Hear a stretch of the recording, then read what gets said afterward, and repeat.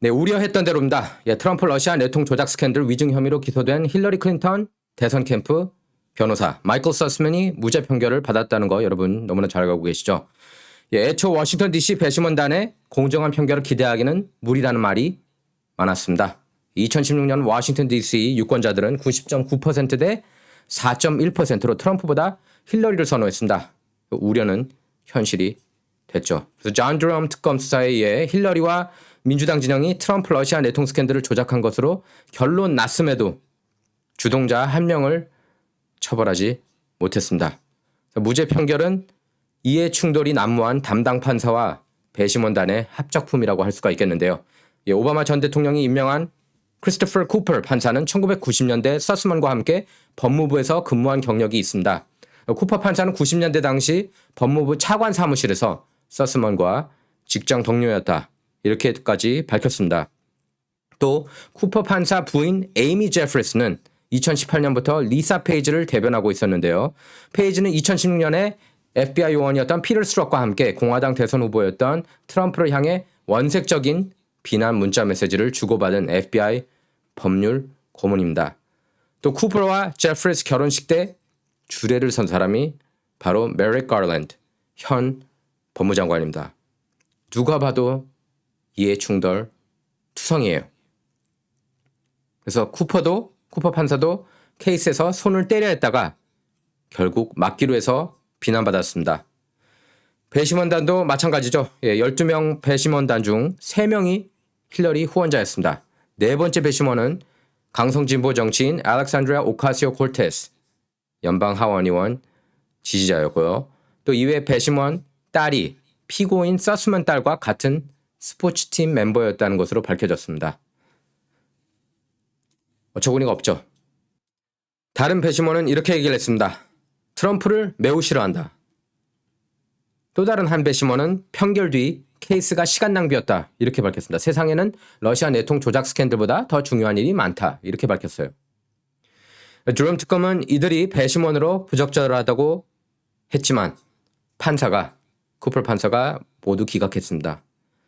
엄격한 선정 절차를 거쳐 양식 있는 시민으로 구성해야 할 배심원단 아닙니까? 쿠퍼 판사에게 유감을 표합니다. 그래서 이번 케이스를 통해 드러난 진실은 많습니다.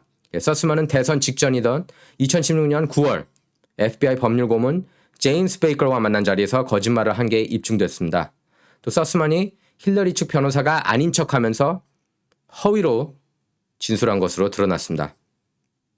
나라를 걱정하는 한 사람으로서 베이커 고문에게 트럼프 측과 러시아 소재의 은행 알파뱅크 간 사이버 거래 의혹을 보여주는 자료를 넘겨줬다고 서스먼이 밝혔거든요. 근데 다 거짓말이었습니다. 나라를 걱정하는 사람이 아니라 힐러리 클린턴 캠페인 변호사로서 트럼프한테 어떻게든 안 좋은 영향을 미치기 위해서 거래 의혹을 보여준 겁니다. 이것도 이 자료가 조작된 거였어요. 드럼 특검은 서스먼이 베이커와 만난 시간을 힐러리 캠프의 근무 시간으로 급여를 청구하는 단서를 잡아냈습니다. 또 드럼 특검은 트럼프 대통령 당선 전과 후에 힐러리 캠프가 트럼프 타워, 트럼프 아파트, 백악관 컴퓨터까지 해킹해서 러시아 내통 증거를 만들려는 정황까지 포착했습니다. 특히 라비 무크 당시 힐러리 캠페인 매니저의 증언은 스캔들 배후에 힐러리가 있었다는 사실을 입증했는데요. 힐러리는 스캔들 조작 자료를 언론에 뿌리는 것을 승인했다. 이 말을 누가 했습니까? 라비 무크 전 힐러리 클린턴 캠페인 매니저가 증언했습니다. 제가 얼마 전에 변호사 한 명, 훌륭한 변호사 한 명하고 통화를 했습니다. 이분은 이 존 드럼 케이스에 대해서 잘 아시는 분이에요. 이렇게 얘기를 했습니다. 이분이 사실 공화당 성향도 아니에요. 공화당 성향도 아닙니다. 그렇다고 민주당 성향도 아니고 정말 중도인데 이분이 이렇게 얘기를 했습니다. 저랑 통화하면서 유죄가 100% 확실한 케이스였다. 솔직히 서스먼이 유죄 인정을 할 줄 알았다. 법 위에 정치가 있다는 걸 보여준 비극적인 케이스다. 이렇게 밝혔습니다. 아직 드럼 특검 임무가 끝나지 않았습니다. 오는 10월 이골 단첸코 케이스 공판이 열립니다. 단첸코는 FBI의 허위 진술 등 5개 혐의로 기소됐는데요. 단첸코는 영국인 전 MI6 요원 크리스토퍼 스틸과 함께 엑스파일을 만들어 트럼프 캠프를 사찰할 수 있게 한 장본인입니다. 그래서 이번 케이스는 버지니아주 연방지법에서 심리합니다. 단첸코가 자신의 버지니아 집에서 위증한 혐의를 받아서입니다. 단첸코가 버지니아에서도 위증했고 워싱턴 DC에서도 위증 혐의를 받고 있거든요. 단첸코는 일단 서스만과 달리 무려 5건의 위증 혐의로 기소됐고 국적도 러시아입니다. 버지니아에서 공정한 판결이 과연 이루어질 수 있을까요? 버지니아는 기본적으로 민주당 성향이 강합니다.